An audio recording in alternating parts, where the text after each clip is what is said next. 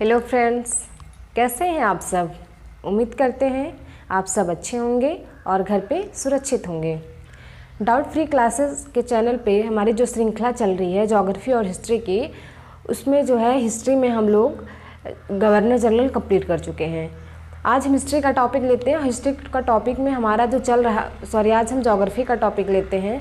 और ज्योग्राफी में हमारा क्या चल रहा था कि भारत को कितने भूगर्भिक प्रदेशों में बांटा गया है। तो मैंने आप लोग को बताया था 4 भूगर्भिक प्रदेशों में बांटा गया है, जिसके अंतर्गत आज हम लोग जो है उत्तर भारत का पर्वतीय प्रदेश का अध्ययन कर रहे हैं। इसमें से हम लोग कुछ अध्ययन कर चुके हैं कि उत्तर भारत पर्वतीय प्रदेश का विकास कैसे हुआ, इसमें कहाँ कहाँ तक श्रृंखला आती हैं।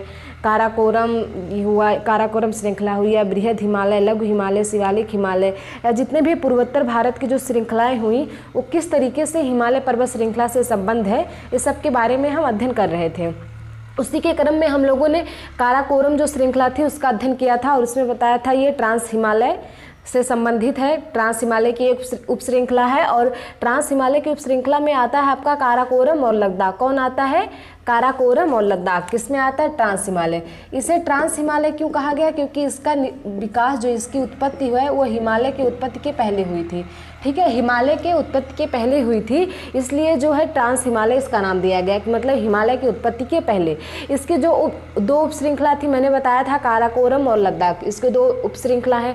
और बताया था काराकोरम में महत्वपूर्ण जो चोटियाँ पाई जाती हैं उसमें काराकोरम जो है पर्वतीय श्रृंखला के अंतर्गत काराकोरम चोटी या केटू, और जो है इस तरीके से लद्दाख में भी हम लोग राकापोसी चोटी को पढ़ा था और बताया था कि राकापोसी जो चोटी है ये संपूर्ण विश्व की खड़ी ढाल वाली सबसे उच्च चोटी है। फिर हम लोग ने बृहद हिमालय के अंतर्गत पढ़ा था, इसके बारे में पढ़ा था, यह सबसे ऊंची श्रृंखला है। ऊंचाई के आधार पर, लंबाई के आधार पर भी ये बहुत बृहद स्तर पर फैली हुई है। जो कहाँ से बताया था कि जम्मू कश्मीर में जो यहाँ पे एक पर्वत है नंगा पर्वत से लेके ये जो है यहाँ नामचा बरवा पर्वत तक अरुणाचल प्रदेश में फैली हुई है। और यहाँ से फिर अर्धसंगीय झुकाव लेते हुए ये कहाँ तक फैली हुई है? जो पूर्वोत्तर भारत के क्षेत्र में भी ये फैली हुई है। और इसके तहत हमने फिर देखा कि जो है जास्कर इसी के श्रृंखला में, क्योंकि सर्वोच्च चोटी है, इसकी ऊंचाई सर्वाधिक है, इसके अंतर्गत हम लोगों ने देखा था महत्वपूर्ण चोटियाँ पाई जाती हैं। जैसे यहाँ पे हो गया नंदा देवी, फिर यहाँ पे आता है आपका कामेर, बद्रीनाथ, और फिर केदारनाथ चोटी, और फिर नंदा देवी, यहाँ नंगा देवी, यहाँ नंदा देवी। फिर मैंने बताया था नेपाल में पूरी श्रृंखला ही है चोटियों की, जिसको मैंने किससे बताया था? धन मन गाए चूम के एवरेस्ट चूम लिया जाए। फिर यहाँ बताया था कि मैंने कंचनजंगा है। ठीक है, इस तरीके से हम लोगों ने पिछली क्लासेस में बृहद हिमालय की जितनी भी ऊंची चोटियाँ हैं उसके बारे में अध्ययन कर चुके हैं। आज हम देखते हैं कि इन श्रृंखलाओं में, इन जो श्रृंखला है पर्वतीय हिमालय की श्रृंखला है, इसमें कहाँ कहाँ दर्रे पाए जाते हैं और ग्लेशियर पाए जाते हैं, इसका अध्ययन करेंगे। और फिर पूर्वोत्तर भारत की जो पर्वतीय श्रृंखला है उसका संपूर्ण अध्ययन करेंगे। तो इसके अंतर्गत हम लोग देखते हैं, पहले एक देख लेते हैं पिछले के रिवीजन में। यहाँ देखते हैं ट्रांस हिमालय को 2 उप श्रृंखला में बांटा गया, काराकोरम और लद्दाख। बृहद हिमालय को भी 2 उप श्रृंखला में बांटा गया, जास्कर और सीसीए, अर्धसंगीय झुकाव, जो कहाँ पे है? अरुणाचल प्रदेश में। लघु हिमालय के अंतर्गत देखते हैं तो पीर पंजाल, धौलाधर, मसूरी, नागटीवा और महाभारत। देखिए जो लघु हिमालय है ये एक प्रकार की हिल वैली के रूप में विकसित हुआ है। इसमें बहुत ऊँची चोटियाँ नहीं पाई जाती हैं, इसीलिए यहाँ पे जो पर्यटन स्थल का बहुत बड़ा महत्वपूर्ण ये केंद्र भी है। यहाँ पे जितने भी पर्यटन स्थल हो गया, डलहौजी हो गया, मसूरी हो गया, नागटिका हो गया, नैनीताल हो गया, जितने भी आपके पर्यटन स्थल हैं वो किस हिमालय श्रृंखला में पाए जाएंगे? लघु हिमालय श्रृंखला में पाए जाते हैं। ठीक है, फिर देखा हमने शिवालिक हिमालय का विकास बताया था इस प्रकार हुआ कि जो इन हिमालय श्रृंखलाओं से होने वाली पूर्ववर्ती नदियां हैं उनके द्वारा लाए गए अवसादों के जमाव से ही हमारा क्या हुआ था? शिवालिक हिमालय का निर्माण हुआ था। इसलिए अगर पूछा जाए सबसे नवीन श्रृंखला कौन सी है, पर्वतीय श्रृंखला कौन सी है, तो ऑप्शन में क्या लगाएंगे हम? शिवालिक। कभी भी क्वेश्चन में आता है कि संपूर्ण भारत की सबसे नवीन पर्वतीय श्रृंखला कौन सी है, ऑप्शन में दे दिया शिवालिक, लघु हिमालय, या प्रायद्वीपीय भारत का कोई, मान लीजिए नीलगिरी पहाड़ी और पूर्वी घाट। तो इसमें आप क्या लगाएंगे? शिवालिक हिमालय। फिर आता है, मैंने कहा फिर इसके बाद जो हमारा उत्तर भारत का मैदान शुरू हो जाता है। अब शिवालिक हिमालय का भी जो छोटी छोटी पहाड़ियाँ पाई जाती हैं उसको हम देख लेते हैं। ये पहाड़ियाँ कहाँ पाई जाती हैं? डफला, मीर, अभोर, मिसमी। डफला, मीर, अभोर, मिसमी ये पहाड़ियाँ अरुणाचल प्रदेश में पाई जाती हैं, जो किसके भाग हैं? शिवालिक हिमालय के भाग हैं। ठीक है, फिर हमने देखा कि क्योंकि ये जब श्रृंखलाएँ निर्मित हुई हैं तो इनके बीच घाटियों का भी निर्माण हुआ होगा, इनके बीच जो है घाटियों का निर्माण हुआ होगा, क्योंकि जैसे एक श्रृंखला निर्मित हुई तो दूसरी श्रृंखला फिर निर्मित होने के लिए ये जो यहाँ पे ये निर्मित संरचना है इसको घाटी या द्रोणी कहा जाता है। क्या? घाटी या द्रोणी कहा जाता है। ठीक है, इसी तरीके से श्रृंखला जो है पर्वतीय हिमालय या फिर ट्रांस हिमालय का जो है विस्तार हुआ है, उत्पत्ति हुई है, तो यहाँ पे घाटियों का भी निर्माण हुआ है। हम देख लेते हैं किन किन हिमालय श्रृंखलाओं के बीच में कौन कौन सी घाटियों का निर्माण हुआ है। यहाँ देखते हैं ट्रांस हिमालय और बृहद हिमालय के बीच में सिंधु नदी हमारी बहती है। कौन सी नदी बहती है? सिंधु नदी, जिसके कारण यहाँ पे सिंधु और ब्रह्मपुत्रा नदी बहती है। कौन कौन से? सिंधु और ब्रह्मपुत्रा नदी बहती है, इसीलिए इसको सिंधु सांगपो शिवचर जोन, सिंधु सांगपो शिवचर जोन, जिसका मैंने शॉर्ट फॉर्म लिखा है ITSZ, क्योंकि मैंने पिछले वीडियो में इसको डिटेल में करवाया है, आप वहाँ से रिवीजन कर सकते हैं। यहाँ से मैं खाली आप लोग बार रिकॉल करा रही हूँ जिससे आप यहाँ से कनेक्ट हो सकें।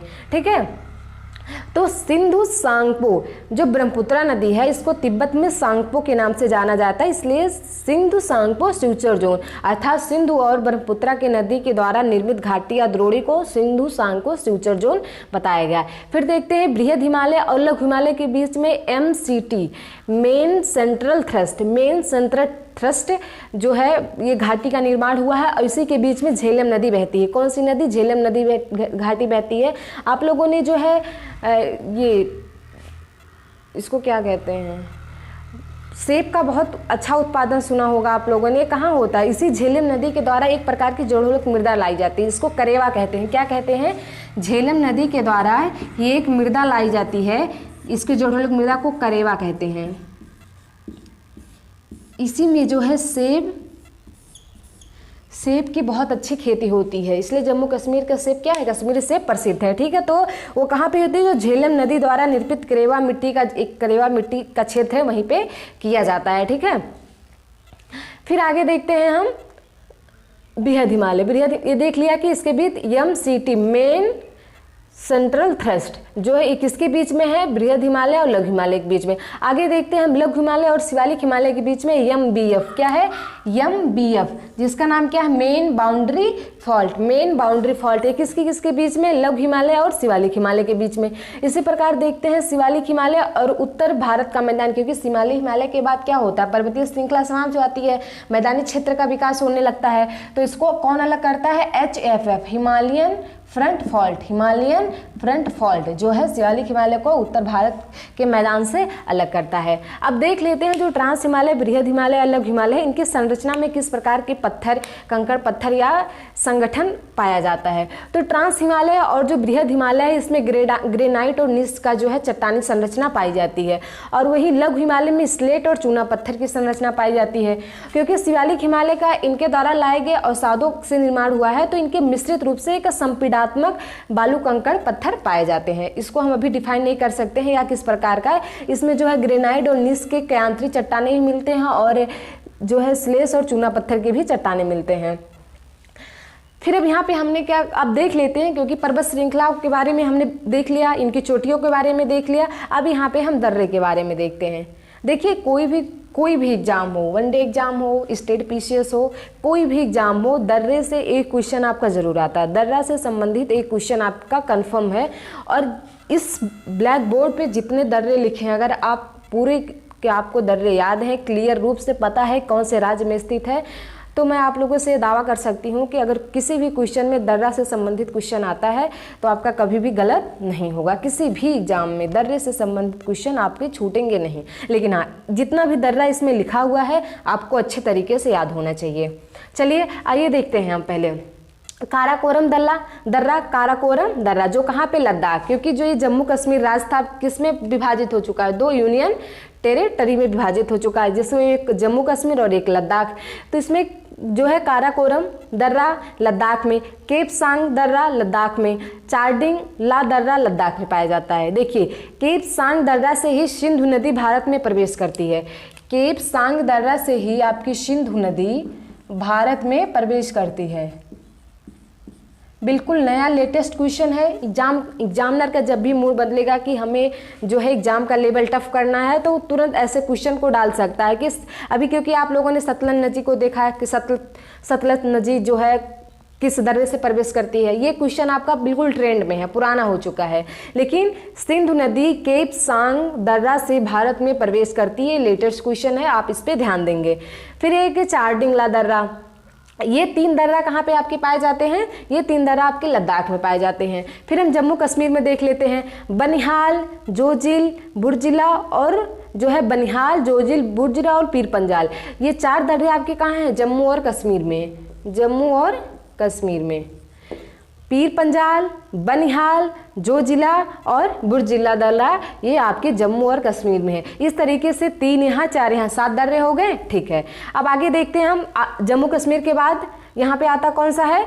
हिमाचल प्रदेश। हिमाचल प्रदेश में हम देखते हैं यहाँ पे एक दर्रा रोहतांग दर्रा, रोहतांग दर्रा, बारालापचा दर्रा और सिपकिला दर्रा, 3 यहाँ पे हिमाचल प्रदेश में 3 दर्रे, रोहतांग दर्रा, बारालापचा दर्रा और सिपकिला दर्रा। सिपकिला दर्रा से ही सतलज नदी भारत में प्रवेश करती है। सिपकिला दर्रा से ही सतलज नदी भारत में प्रवेश करती है।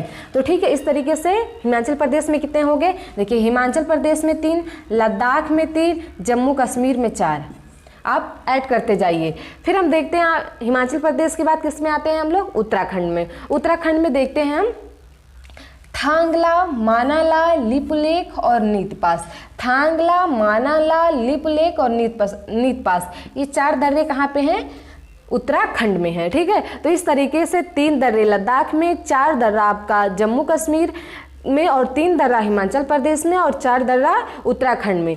ये आपके जितने भी 4 4 8 8 3 11 11 3 15 दर्रे में से अगर मॉडरेट टाइप का क्वेश्चन बनता है तो ये 15 दर्रों में से आपका एक क्वेश्चन फिक्स रहता है दर्रे से। लेकिन अगर लेवल थोड़ा टफ बनता है, स्टैंडर्ड क्वेश्चन आते हैं, तो उसमें हम और दर्रों को देख लेते हैं।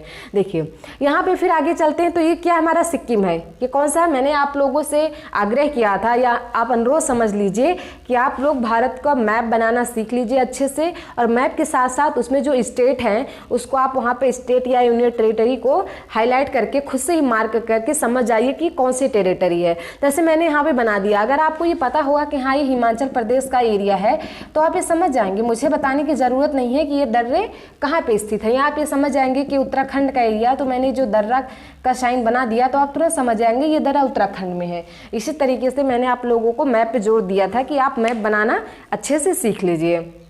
ठीक है, चलिए आगे देखते हैं। यहाँ पे देखते हैं सिक्किम। सिक्किम में 2 दर्रे पाए जाते हैं, नाथुला और जेलेपचा। नाथुला और जेलेपचा सिक्किम में 2 दर्रे पाए जाते हैं। ठीक इस तरीके से आपके 14 2 16। ठीक है, नाथुला और जेलेपचा सिक्किम में 2 दर्रे पाए जाते हैं। आगे चलते हैं हम। तो सिक्किम के बाद ये भूटान आ जाता है, भूटान जो कि एक जो है अन्य देश है। फिर इसके बाद आ जाता है हमारा अरुणाचल प्रदेश। अरुणाचल प्रदेश में 2 दर्रा, एक बोमडिला दर्रा, एक यार डांग दर्रा, यार डांगला दर्रा। ये यार डांगला दर्रा जो क्या है, इससे क्या होता है, ब्रह्मपुत्रा नदी ही जो है, ब्रह्मपुत्रा नदी अरुणाचल प्रदेश से भारत में प्रवेश करती है। और बोमडिला दर्रा ये कहाँ पे स्थित है? ये भी अरुणाचल प्रदेश में स्थित है। फिर आगे देखते हैं हम कुछ पर्वतीय जो हमारे प्रायद्वीपीय भारत है इसमें कुछ दर्रे पाए जाते हैं, उसमें देख लेते हैं। भोर घाट और थाल घाट दर्रा, ये कहाँ पाया जाता है? पश्चिमी घाट में। पश्चिमी घाट के उत्तरी सह्याद्री में। पश्चिमी घाट, क्योंकि देखिए पश्चिमी घाट को 2 भागों में बांटा गया, एक उत्तरी सह्याद्री और एक दक्षिणी सह्याद्री। तो पश्चिमी घाट के उत्तरी सह्याद्री में भोर घाट और थाल घाट दर्रा पाए जाते हैं। वहीं पाल घाट दर्रा, और ये पाया कहाँ जाता है? महाराष्ट्र में। कहाँ? महाराष्ट्र में। ठीक है, ये दर्रे। और फिर वही पालघाट और सेनमेटा दर्रा। पालघाट दर्रा आपका केरल में पाया जाता है जो नीलगिरी पर्वत श्रृंखला में है, और सेनमेटा दर्रा ये केरल और तमिलनाडु, केरल और तमिलनाडु की सीमा पे पाया जाता है। ठीक है, इस तरीके से आपके सारे दर्रे कंप्लीट होते हैं। आप एक बार हम लोग फिर से रिवीजन करते हैं। देखिए लद्दाख में 3 दर्रे, काराकोरम लद्दाख, काराकोरम दर्रा, केपसांग दर्रा, चारडिंगला। जम्मू कश्मीर में 4 दर्रे, पीर पंजाल, बनिहाल, जोजिला, बुर्जिला। फिर हम देखते हैं हिमाचल प्रदेश में 3 दर्रे, रोहतांग दर्रा, बारालापचा दर्रा, सिपकिला दर्रा। उत्तराखंड में 4 दर्रे, थांगला, मालाना, लिपुलेख, नीतपास। इस तरीके के सिक्किम में 2 दर्रे, नाथुला और जेलेपचा। इसी प्रकार अरुणाचल प्रदेश में 2 दर्रा जो है आपका, एक बोमडिला दर्रा, यार डांगला दर्रा। और फिर पर्वतीय क्षेत्र में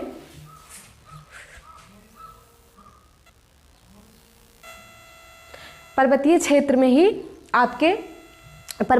में हम ये जो इधर के प्रायद्वीपीय क्षेत्र में 4 दर्रे, भोर घाट और पाल घाट, ये आपके महाराष्ट्र में है। भोर घाट और थाल घाट ये आपके महाराष्ट्र में है, और पाल घाट केरल में, तथा सेनवेटा दर्रा केरल और तमिलनाडु की सीमा में स्थित है। इस तरीके से जितने भी दर्रे हैं समाप्त हो जाते हैं। अब हम देख लेते हैं कुछ ग्लेशियर। क्या हम देख लेते हैं? कुछ ग्लेशियर देख लेते हैं कि कहाँ कहाँ पाए जाते हैं। तो ग्लेशियर में हम देखिए, ग्लेशियर कहाँ पाया जाएगा? वो चोटियों पे पाया जाता है, क्योंकि जब ऊंचाई बहुत ज़्यादा अधिक होती है, ऊंचाई जब बहुत अधिक होती है तो वहाँ का टेम्परेचर, क्योंकि ऊंचाई के साथ हमारा क्या होता है, टेम्परेचर गिरता जाता है। जब ऊंचाई बहुत अधिक होती है तो वहाँ पे हमें ग्लेशियर मिलते हैं। तो इस तरीके से हमारे जम्मू कश्मीर और उत्तराखंड और सिक्किम में ग्लेशियर पाए जाते हैं। जम्मू कश्मीर के ग्लेशियर को हम देख लेते हैं। इसमें से ग्लेशियर है हिस्पर, सियाचिन, बालतोरो और बफायो। हिस्पर, सियाचिन, बालतोरो और बफायो। कौन कौन से दर्रे हैं? हिस्पर, सियाचिन, बालतोरो और बफायो। हिस्पर, सियाचिन, बालतोरो। देखिए आपको, अगर आप इससे बार बार इसको ऐसे बस नाम लीजिए आप, हिस्पर, सियाचिन, बालतोरो, बफायो, हिस्पर, सियाचिन, बालतोरो और बफायो। आपको याद हो जाएगा, जैसे आपको टेबल याद होता है ना, उसी तरीके से याद हो जाएगा, फिर आप कभी भूलेंगे नहीं इसको। तो जम्मू कश्मीर में हिस्पर, सियाचिन, बालतोरो और बफायो 4 जो आपके ग्लेशियर पाए जाते हैं। वहीं उत्तराखंड में मिलान, पिंडार, गंगोत्री और यमुनोत्री 4 प्रकार के ग्लेशियर पाए जाते हैं। देखिए जो मिलान ग्लेशियर है उसी का भाग गंगोत्री और यमुनोत्री है। ठीक है, तो उत्तराखंड में कितने ग्लेशियर हैं? मिलान, पिंडार, गंगोत्री और यमुनोत्री। और सिक्किम में एक ग्लेशियर है, जेमू ग्लेशियर। ठीक है, सिक्किम में भी एक ग्लेशियर है जिसका नाम है जेमू ग्लेशियर। ठीक है, जो चुंबा घाटी के आसपास स्थित है। इस तरीके से हम लोगों ने पूरा पर्वतीय क्षेत्र जो था हमारा, उत्तर भारत का पर्वतीय क्षेत्र था, उसको हम लोग पूरा अच्छे से विस्तृत अध्ययन कर चुके हैं। लेकिन हम इसका सीमांकन, मैंने बताया था, इसका विस्तार जो है पूर्वोत्तर भारत में स्थित है, जो इसका जो सीमांकन विस्तार है। और इसी के तहत आगे जाते हुए यही हिमालय की जो श्रृंखलाएँ हैं, अंडमान निकोबार में निम्नगत जो है महाद्वीप के रूप में, या उनको मतलब जो हमारा अंडमान निकोबार द्वीप समूह है, वो अगर पूछा जाए किसके बेस पे जो है बना हुआ है द्वीप, तो ये क्या है, हिमालय की जो श्रृंखलाएं हैं वहाँ पे विस्तृत है। ठीक है, वो डूबी हुई श्रृंखलाएं हैं। इसी के तहत हम क्या करते हैं, पूर्वोत्तर भारत की जो है श्रृंखलाएं हैं उनके बारे में अध्ययन कर लेते हैं। ठीक है, पूर्वोत्तर भारत की जो श्रृंखलाएं हैं उनके बारे इस तरीके से आगे देखते हैं। पूर्वोत्तर भारत की पर्वत श्रृंखलाएं, मैंने बताया था यहीं से अरुणाचल प्रदेश से हिमाचल प्रदेश क्या सीसीए अर्धसंघीय झुकाव लेकर इस तरीके से फैला हुआ है। तो यहाँ देखते हैं पहले देखते हैं अरुणाचल प्रदेश। देखिए पूर्वोत्तर भारत, इसी को क्या कहते हैं, 7 सिस्टर स्टेट। अब एक चीज़ बताइए, जैसे मैंने यहाँ नाम लिखा है, देखिए यहाँ मैंने सिक्किम को बनाया है और पूरा ये भाग बनाया हुआ, और ये पश्चिम बंगाल है। पश्चिम बंगाल का ये जो क्षेत्र है ये दार्जिलिंग वाला है, जिसको हम चिकन नेक भी कहते हैं। क्या कहते हैं? Chicken neck. ठीक है, तो आप ध्यान देंगे 7 सिस्टर स्टेट में कभी भी आपका सिक्किम सम्मिलित नहीं होता है। 7 सिस्टर स्टेट में आपको कौन कौन आता है? असम आता है, अरुणाचल प्रदेश आता है, नागालैंड, मणिपुर, मिजोरम, त्रिपुरा और मेघालय। 7 सिस्टर स्टेट में सिक्किम नहीं आता है। 7 सिस्टर स्टेट में सिक्किम नहीं आता। आप इसको ध्यान रखेंगे, क्योंकि बच्चे बहुत जल्दी गलती कर देते हैं कि 7 सिस्टर स्टेट में सिक्किम भी आता है, क्योंकि वो भी पूर्वोत्तर भारत का एक छोटा सा देश है, तो सोचते नहीं सिक्किम आता है। तो कन्फ्यूजन आप नहीं रखेंगे। 7 सिस्टर स्टेट में सिक्किम नहीं आता। उसमें कौन कौन से आता है? असम 1, अरुणाचल प्रदेश 2, नागालैंड 3, मणिपुर 4, मिजोरम 5, त्रिपुरा 6 और मेघालय 7। ठीक है, 7 सिस्टर स्टेट का जो हमने नामांकन कर दिया। अब देखते हैं, मैंने कहा था जो पूर्वोत्तर भारत की पर्वत श्रृंखला है इसमें हिमालय का भी विस्तार है और प्रायद्वीपीय भारत का विस्तार है। प्रायद्वीपीय भारत का विस्तार ये मेघालय है। ये जो मेघालय है ये पूर्वोत्तर भारत में उपस्थित होने के बावजूद भी ये किसका विस्तार है? एक इसका बाह्य विस्तार है, ये प्रायद्वीपीय भारत का विस्तार है, प्रायद्वीपीय भारत। ठीक है, बिल्कुल भी ध्यान रखेंगे, हर एग्ज़ाम में क्वेश्चन आता है, हर एक एग्ज़ाम में ये क्वेश्चन कभी नहीं छोड़ता, क्योंकि बच्चे जो है डिटेल में जब अध्ययन नहीं करते तो इनको पता होता है मेघालय जो है 7 सिस्टर स्टेट के साथ जो है स्थित है, और उनका वहाँ जो विस्तार है हिमालय का विस्तार है, इसलिए जो मेघालय के जो ये गारो खासी जयंतिया शिलांग पहाड़ी हैं ये किसके भाग होंगे? जो है हिमालय के। लेकिन नहीं, मेघालय जितना मेघालय का पूरा ये पठार है ये प्रायद्वीपीय भारत का भाग है, प्रायद्वीपीय भारत का भाग है। ठीक है, आप इसको ध्यान रखेंगे। अब हम देख लेते हैं कि जो पर्वतीय श्रृंखलाओं का विस्तार है यहाँ पे, उनकी पहाड़ियाँ, क्योंकि इनका जो है सीमांकन विस्तार है, इनका बाह्य विस्तार है, तो बहुत ऊँची पहाड़ियाँ तो मिलेंगी ही नहीं, यहाँ पे चोटियाँ तो मिलेंगी नहीं, छोटी छोटी पहाड़ियों के रूप में इनका विस्तार यहाँ पे हुआ है। तो अरुणाचल प्रदेश में हम लोग देखते हैं डफला, मीर, अभोर और मिसमी। डफला, मीर, अभोर और मिसमी, ये 4 प्रकार की पहाड़ियाँ पाई जाती हैं। चारों कहाँ पे हैं? अरुणाचल प्रदेश में। आप कोई भी क्वेश्चन पेपर उठा के देखिए, ये जो चारों पहाड़ियाँ दी हैं, कहीं ना कहीं इन चारों पहाड़ियों को एक एक करके क्वेश्चन पूछा गया। आप प्रीवियस पेपर उठा के देखिए। ठीक है, फिर आगे यहाँ पे देखते हैं पटकाई बूम। पटकाई बूम जो है ये अरुणाचल प्रदेश और नागालैंड के जो है सीमा पे स्थित है। पटकाई बूम अरुणाचल प्रदेश से है और नागालैंड ये है, इसकी सीमा पे स्थित है पटकाई बूम। कभी भी पूछा जा सकता है पटकाई बूम पर्वतीय श्रृंखला कहाँ पे है, तो आप ना अगर ऑप्शन देता है अरुणाचल प्रदेश, नागालैंड, ए अरुणाचल प्रदेश, बी नागालैंड, सी ए और बी दोनों, और डी नन ऑफ दिस, तो आप क्या लगाएंगे? बी और ए और बी दोनों, मतलब सी ऑप्शन आप लगाएंगे। फिर आप देखते हैं नागालैंड में। नागालैंड में एक जो है नागा रेंज है। नागा रेंज याद करना आपके लिए आसान होगा। नागालैंड में नागा रेंज, इसमें जो इसकी एक सबसे ऊंची चोटी हो सारामती है। कौन सी है? सारामती। तो सारामती, राकापोसी कहाँ की थी? देखिए आप ऐसे टैली करके याद कीजिए, सारामती नागालैंड, राकापोसी लद्दाख। कहाँ की है? लद्दाख, जो जम्मू कश्मीर में है, लद्दाख वाले क्षेत्र में। इसी तरीके से फिर हम देखते हैं मणिपुर। मणिपुर का जो ये एक यहाँ पे एक हिल पाई जाती है, उसे मणिपुर हिल कहते हैं। देखिए मणिपुर हिल के पास ही है कि केमुल लाम जाओ नेशनल पार्क है। देखिए नेशनल पार्क क्यों बहुत ज़्यादा प्रसिद्ध है, क्योंकि अभी तो इस पे संकट आ गया है, क्योंकि इसकी जैव विविधता का ह्रास हो रहा है। साथ साथ इसमें क्या होता है, जो एक प्रकार का एक झील भी है, इसमें एक झील भी पाई जाती है। उसमें क्या होता है, छोटे छोटे द्वीप हैं, छोटे छोटे द्वीप, जैसे एक झील हुई उसमें छोटे छोटे द्वीप हैं। ठीक है, तो ये द्वीपों को क्या किया गया, यहाँ ये मान लीजिए पूरी झील है और ये छोटे छोटे द्वीप हैं। ये उन द्वीपों पे क्या किया गया, जो यहाँ के स्थानीय लोग हैं उन्होंने झोपड़ियाँ बना दी और ये तैरती हैं इसी पे, बाकायदे जो ये झील के अंदर ये तैरती, इसी पे उन्होंने झोपड़ी बना दी, एक घर तरीके का बना दिया। तो जो पर्यटक लोग वहाँ पे गए उनको बहुत आकर्षित किया, क्योंकि एक समझ लिए तैरता हुआ घर, उस पर बैठे, नाव नहीं घर, जिसमें वो बैठ रहे हैं, खा रहे हैं, अपनी जो है पूरा जो वहाँ का पर्यावरण है प्राकृतिक आनंद ले रहे हैं। तो ये जो स्थानीय लोगों ने ये जो झोपड़ियाँ, ये जो तैरते हुए झोपड़ी का जो है निर्माण किया, इसको फुगाटी कहा गया। एक बार आईएएस में क्वेश्चन पूछा भी गया था, आईएएस में पूछा गया ये फुगाटी कहाँ की विशेषता है। तो आपका जो वहाँ की झील है लोकटक झील, कौन सी झील है? लोकटक झील। ठीक है, यहीं पे ये केमुल लामजाओ पार्क के आसपास स्थित है लोकटक झील, और इसी में ही जो है ये फुगाटी झोपड़ियाँ का निर्माण किया जाता है, जो प्राकृतिक रूप से बहुत ही सुंदर होती हैं, बहुत ही। ठीक है, फिर हम लोग आगे देखते हैं। फिर मिजोरम का आता है, तो मिजोरम में देखते हैं ये पूरा मिजो हिल है। मिजो हिल को हम लोग क्या कहते हैं? लुसाई हिल।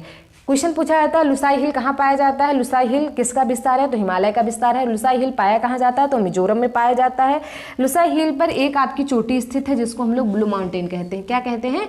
Blue mountain. और इसी के नाम पे यहाँ पे एक पार्क भी है, blue mountain park national park, जो कहाँ पे है? मिजोरम में है। ठीक है, अब यहाँ देखते हैं हम त्रिपुरा में कोई विशेष प्रकार का जो है हिल नहीं है, यही मिजो हिल का त्रिपुरा में भी थोड़ा सा विस्तार है।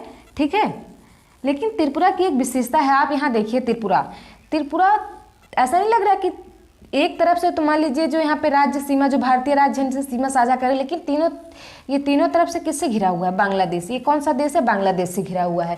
किससे घिरा हुआ है? बांग्लादेश से। याद करिए, मैंने अपनी पहली क्लास में जब आप लोगों को मैं बता रही थी कि जो अंतर्राष्ट्रीय सीमा साझा करते हैं, जैसे मैंने डूरंड बताया था, मैकमोहन बताया था, या सियाचिन बताया था, जो भी मैंने आपको बताया था, स्काई चीन वाला भाग बताया था कि किस तरीके से वो सीमा साझा करते हैं या अंतर्राष्ट्रीय सीमा का कुछ नामकरण किया गया है। तो मैंने बताया था बांग्लादेश क्योंकि त्रिपुरा को तीनों तरफ से घेरा हो, इसलिए इसको शून्य लाइन भी कहते हैं। क्या? शून्य लाइन। तो पूछा जाए शून्य लाइन अंतर्राष्ट्रीय सीमा का नामांकन किन किन जो है देशों या राज्यों के बीच पाया जाता है, तो त्रिपुरा और बांग्लादेश, भारत के राज्य त्रिपुरा और बांग्लादेश के बीच में शून्य लाइन पाई जाती है, जो एक अंतर्राष्ट्रीय सीमा का नाम है। फिर यहाँ देखते हैं मेघालय। मैंने अभी बताया मेघालय पर्वतीय क्षेत्र का, जो हमारा प्रायद्वीपीय क्षेत्र है उसका भाग है, ना कि जो है हिमालय क्षेत्र का भाग है। इसकी 3 पहाड़ियाँ हैं। देखिए मैंने यहाँ क्या लिखा है, गारो, खासी, जयंतिया। ये आपको ट्रायंगल जैसा नहीं दिख रही हैं? ये तीनों पहाड़ियाँ ट्रायंगल जैसा दिख रही हैं। इसी कारण जब यहाँ पे हमारी जो है मानसूनी पवनें प्रवेश कर जाती हैं तो घूम घूम कर वर्षा कराती हैं, क्योंकि ये पहाड़ियाँ हैं और यही बंगाल की खाड़ी से आर्द्रता जब लेके जाती है तो इनके पास जो इनकी सापेक्ष आर्द्रता होती है बिल्कुल 100% होती है। 100% होने के नाते इनका ये जो घूम घूम पर यही बृहद मात्रा में, बृहद स्तर पर जो है वर्षा कराती हैं। लगभग आपके बता सकते हैं 1100 सेंटीमीटर से अधिक वर्षा होती है।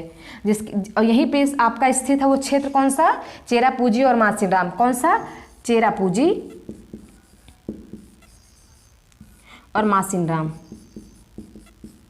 देखिए पहले चेरापूंजी में सबसे ज़्यादा वर्षा होता था, फिर मासिनराम हुआ था, लेकिन इस समय फिर चेरापूंजी जो है सबसे अधिक वर्षा वाला क्षेत्र के रूप में जो है वो किया गया है। उसका सीमांकन, उसका जो है बताया गया है कि सबसे ज़्यादा जो है चेरापूंजी में वर्षा होती है। ठीक है, तो फिर गारो, खासी, जयंतिया, ये 3 श्रेणियाँ होगी जो ट्रायंगल के रूप में पाई जाती हैं। एक है शिलांग पहाड़ियाँ। देखिए अभी 2019 या 20, शायद 19 या 20 में, मुझे याद नहीं, पीछे से में क्वेश्चन आया था कि मेघालय की सबसे ऊंची चोटी कौन सी है, सबसे ऊंची पहाड़ी कौन सी है। उसमें गारो, खासी, जयंतिया और शिलांग दिया था। मैं खुद बता रही हूँ, जब मैंने अटेम्प्ट किया तो मैंने कहा शिलांग पहाड़ी है, वहाँ की तो शिलांग जो है राजधानी है, पहाड़ी थोड़ा ना है। गारो, खासी, जयंतिया है, तो इसी तीनों में से मैंने सिलेक्ट करके एक लगा दिया था। लेकिन शिलांग भी पहाड़ी है और ये जो है मेघालय की सबसे ऊंची पहाड़ी है। कौन सी? शिलांग पहाड़ी मेघालय की सबसे ऊंची पहाड़ी है। फिर यहाँ देखते हैं असम। असम में भी पहाड़ियाँ हैं, जिनकी 3 पहाड़ियाँ हैं, रेगना, मिकिर और बर्रैल। असम में 3 पहाड़ियाँ हैं, रेगना, मिकिर और बर्रैल। ये 3 पहाड़ियाँ असम में हैं। इस तरीके से पूर्वोत्तर भारत के आप जो है जितने भी विस्तार हैं, पर्वतीय विस्तार है, चाहे प्रायद्वीपीय भारत के हों या फिर आपके जो है हिमालय क्षेत्र के हों, इसका विस्तार हमने आपको डिटेल में बता दिया है। उम्मीद करते हैं आप लोग अच्छे से पढ़ेंगे और इसका नोट्स बनाएंगे, और इससे संबंधित आने वाले क्वेश्चन, जो भी इस वीडियो को देखकर नोट्स बनाता है उसकी कभी भी स्किप ना हो, और अच्छे से आप रिवाइज करते रहिएगा टाइम पे। आज के लिए इतना ही, धन्यवाद।